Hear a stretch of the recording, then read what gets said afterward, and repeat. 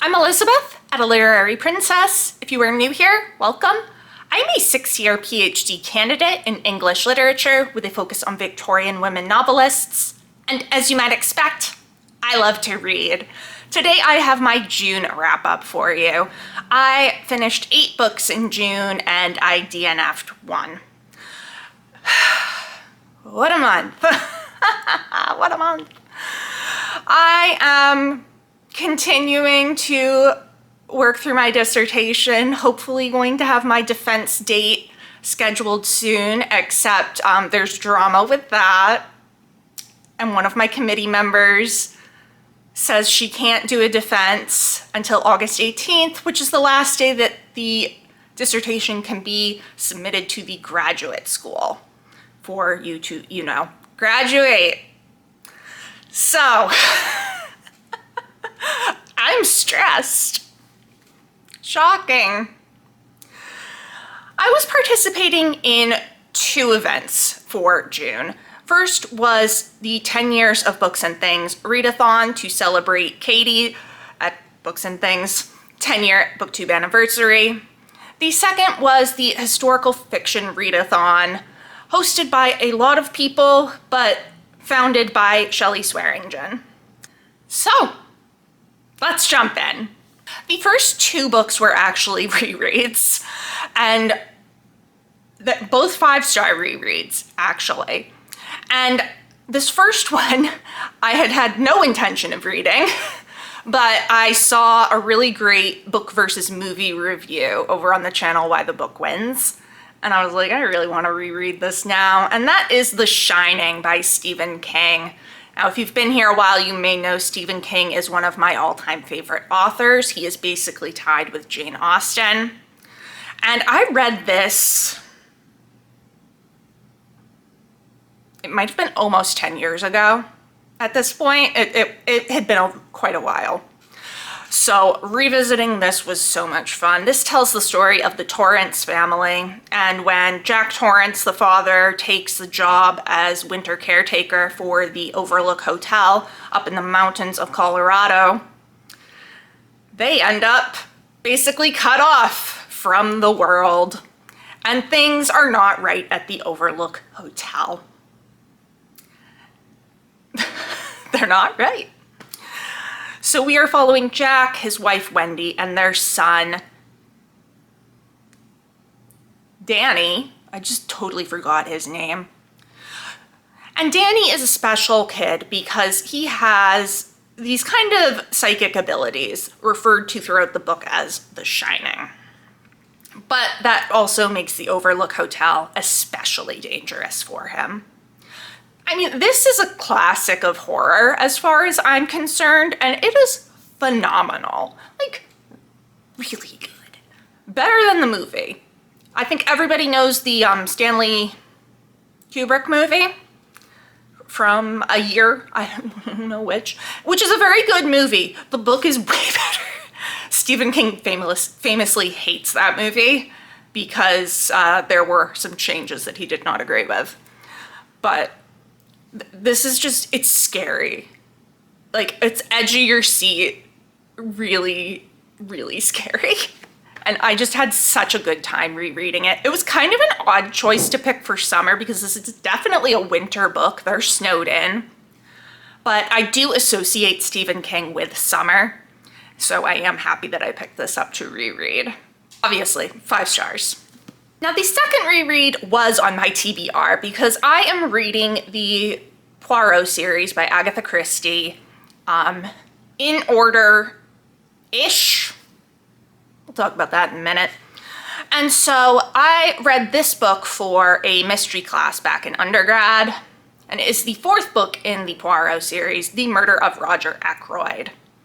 So we are in the village of King's Abbot, and we have 2 deaths in 24 hours. First, the widow, Mrs. Ferris, kills herself with an overdose. And then the next day, Roger Ackroyd, who everyone thought she was going to marry, is murdered in his own office. Belgian detective Hercule Poirot is on the case, and with not his usual sidekick Hastings, but with a different sidekick whose name I can't remember, and it's not in the summary. However, he is narrating it. So, this is a lot different than the other reread from the Poirot series I did, which was The Mysterious Affair at Styles, because I did not remember anything about The Mysterious Affair at Styles, aside from, like, it happened at a big country house. That's it. The Murder of Roger Ackroyd, I remembered who the killer was. So, it was very interesting because as I was reading it, I got to see where Agatha Christie was like kind of dropping the hints at who the killer was. And I was like just able to be like, oh, well, yeah, I'm making the connections. Although, to be fair, I completely forgot like how it had all happened, but I did know who did it. This seriously is such a good book. I think it's one of the best mysteries I've read ever. It's just so good. So this was a 5-star reread from me, and I am so glad that I am reading these because I'm having an absolute blast with them. Next up was a nonfiction. This is Voice Lessons on Becoming a Woman Writer by Nancy Mears. This is a series of essays kind of documenting Mears' journey to becoming a woman writer. This was fine. I gave it 3 stars. I think it's not really what I wanted. There was a lot of feminist theory, particularly French feminist theory, that I was not expecting. I've never read anything by Mears. I just got this for free at school and thought I would like it because it's on becoming a woman writer. But yeah, no, I got way more French feminist theory than I bargained for. The last 2 essays were the ones that I really liked best, and those were The Literature of Personal Disaster and The Writer's Thin Skin and Faint Heart. They had less feminist theory. So yeah, I mean, I'm not upset that I read it. I didn't hate it, but I didn't love it either, and I am going to be unhauling it. So, just 3 stars. Now we get to the book that I read for the 10 Years of Books and Things readathon. There were 2 prompts. One was to read a classic, one was to read a work of historical fiction, and I chose to pick up a classic by one of Katie's favorite authors. This is The Warden by Anthony Trollope. It is the first book in the Chronicles of Barsetshire. We are following Mr. Harding, who is the warden of Hiram's Hospital, I think is the name, which is basically a charity that takes care of these older working class men who are no longer able to support themselves. However, the young guy whose name is something, Dr. John Bold, is a local reformer, and he realizes that the will of the person who founded the hospital might not be being followed to the letter, and the results is that the warden is getting more money than he is supposed to. So he takes this up as a social justice cause, but he is also the suitor of Mr. Harding's daughter, Eleanor. So it's a whole mess. This was great. Mr. Harding is such a great character. He plays the, is it the cello or the violin, something like that. But like when he gets like when he's talking to people sometimes and he's like getting worked up, he like plays the air cello. It's so great. He's just such an interesting character. It's a very quiet story. It's kind of melancholy, to be honest, but I really enjoyed it. And it gives so much context for Barchester Towers, which I read a few years ago for my exams, and like was just like, what is happening? So now I'm really looking forward to rereading that. I gave this 4 stars, and I'm so excited to continue the series. This one I picked up from the library because I was just in the mood for a romance. Sometimes in the summer, I like to pick up a romance book. I don't usually read romances, but I enjoy a good one. And I have liked Emily Henry in the past. I read Beach Read. So I picked up Funny Story by Emily Henry. This is the story of Daphne. Daphne was going to marry Peter. They seemed to have the perfect life. They had the perfect meet cute. Emily has moved to his hometown, a very small town, gotten a job as the children's librarian there. Peter has bought them a house to live in. Everything seems to be going great until the night of his bachelor party, when he ends up hooking up with his female best friend, Petra. Yes, their names are Peter and Petra. We'll talk about it. And he realizes that he's in love with Petra. So he breaks things off with Daphne and moves in with Petra and soon becomes engaged to her. Daphne is now stranded in this tiny town where she has no connections and no place to live. So she ends up moving in with Miles, Petra's ex-boyfriend, who Petra dumped to get with Peter. Through a series of various mishaps, people become under the impression that Miles and Daphne are now dating. And so they decide, you know what, we're gonna continue that. We're gonna continue that misconception and make people think, yeah, we are dating. Kind of as a way to get back at Peter and Petra. But it turns into something more. I really enjoyed this. I liked it better than Beach Read, and I enjoyed Beach Read, but this was really fun. I love that Daphne's a librarian. We got a lot of scenes of her working with the children at the library, and I loved that because it really fleshed out her character. I love in like a romance like this, I love having people to hate. Oh, and Peter and Petra are so good to hate. I mean, their names are Peter and Petra, first of all. So like, that's just automatically like, wow, you're insufferable. Oh, but they were so hateable. It was great. I love having those characters to hate. And I really enjoyed Daphne's relationship with Miles. Miles was a great character too. Like, I enjoyed them. I enjoyed seeing their relationship build. There was some kind of obnoxious miscommunication toward the end of the book, but overall it was just really fun and enjoyable. And I had a good time, so I gave it 4 stars. Next up was book 3 in the Poirot series. Remember how I said I'm reading them in order? Kind of.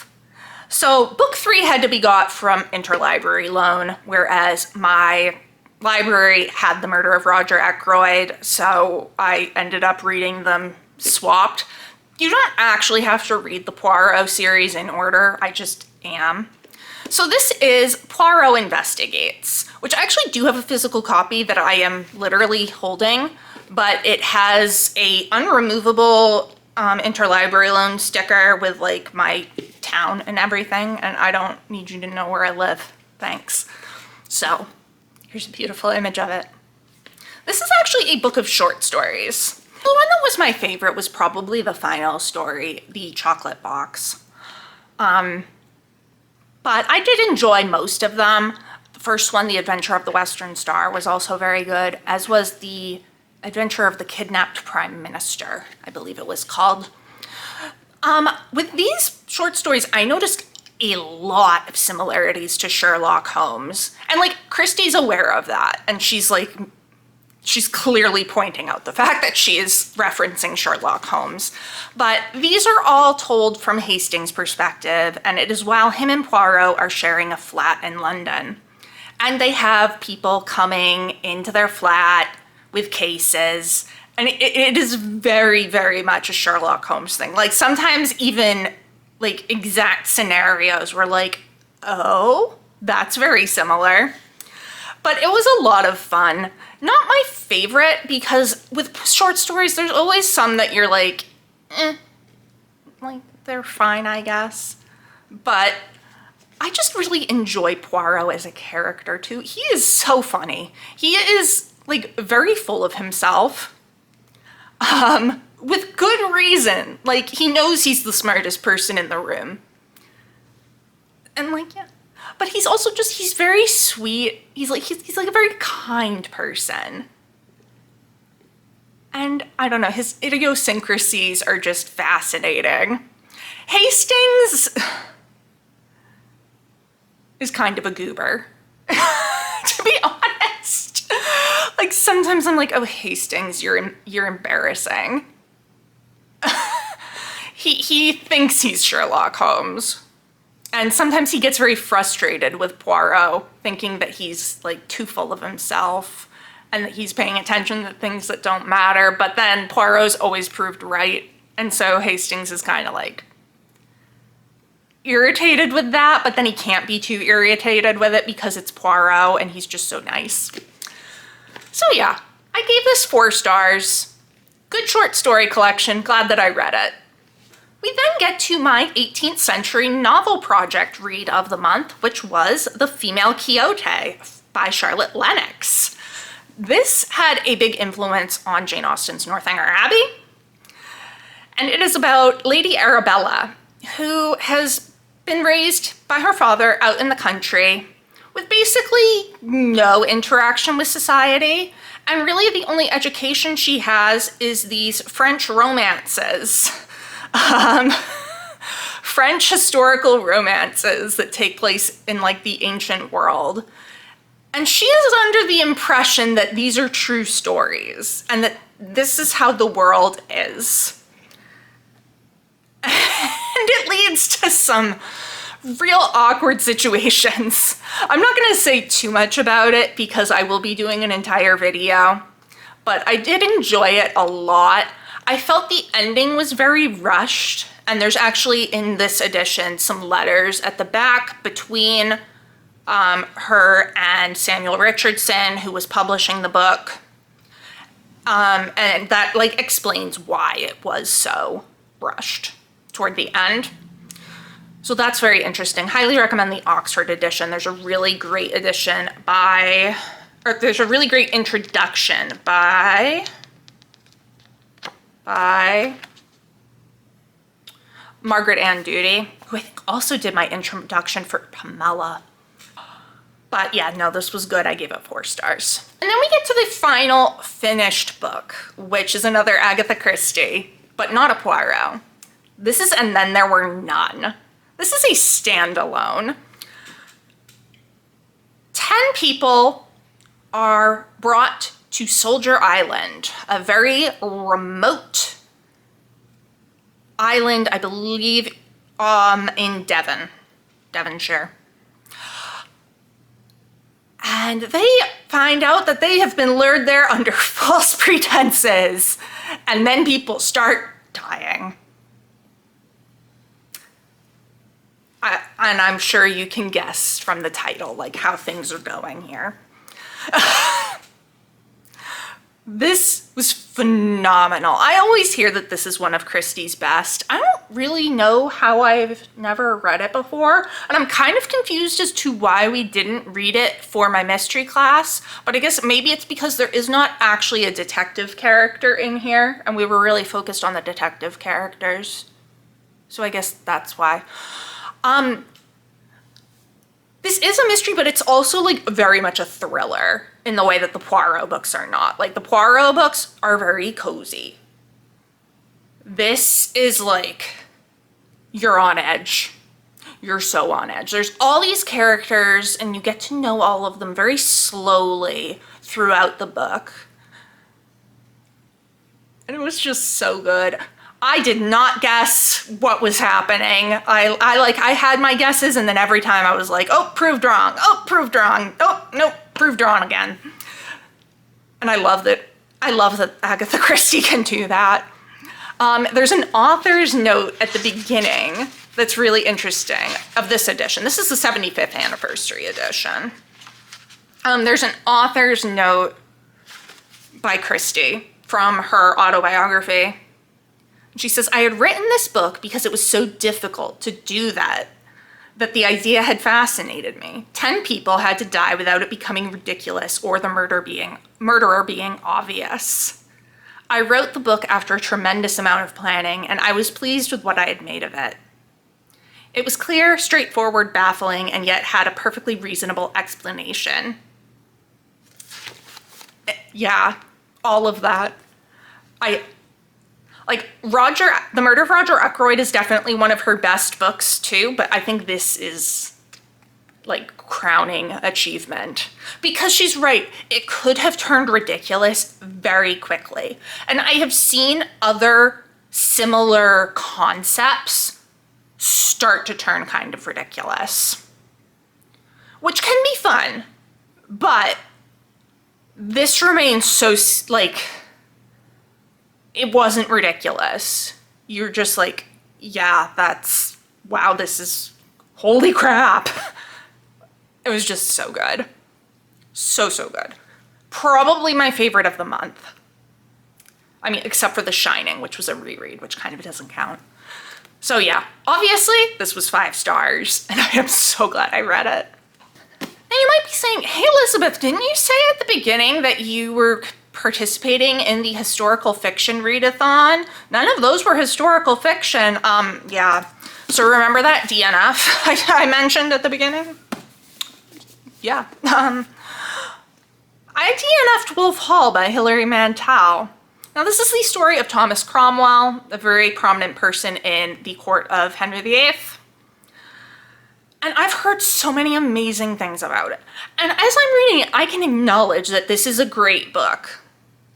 However, I don't know if it was just I was not in the right mood for it, or I don't have the mental capacity to deal with it at the moment because of all the stress that's going on, or if it's not the book for me. But I got about 90 pages into it, and I never wanted to pick it up, was the thing. I'd be like, oh, I want to sit on the couch and read, and then I'd look at it and be like, but I don't want to read that. And I was really struggling with Mantel's writing style. I found it very hard to keep track of who was talking in the dialogue. And I don't know, there was just something about it that didn't quite work for me. So I'm really disappointed that I didn't love this, because I really wanted to love it. But I didn't see the point in trying to force myself to continue with it. So I don't know if maybe this is just a not right now book, and at another time I'll enjoy it more. Or if it will be a DNF for good, I don't know. I think I'm probably gonna hang on to it at least until the end of the year, because it was one of my 50 books that I wanted to read. And I don't know, like, I really want to love it. I just had such a hard time getting into it. But like, I could recognize that it's really good. And like, I'm interested in the Tudors. I've read other books about the Tudors and really enjoyed them. So I don't know. Yeah, I DNF'd it, and I'm kind of sad about it, because it was the only book that I ended up picking up for the historical fiction readathon, and I didn't even finish it. I'm like, oh, last year I read multiple books for it. But yeah, I don't know. It just wasn't happening for me. So that is what I read in the month of June. Let me know down in the comments below. Have you read any of these? What did you think of them? Do you agree with my thoughts? Disagree with them? What did you read for June? If you enjoyed this video, please don't forget to give it a thumbs up and subscribe to see more of my bookish content. It has been great chatting with you. I will see you soon. Bye.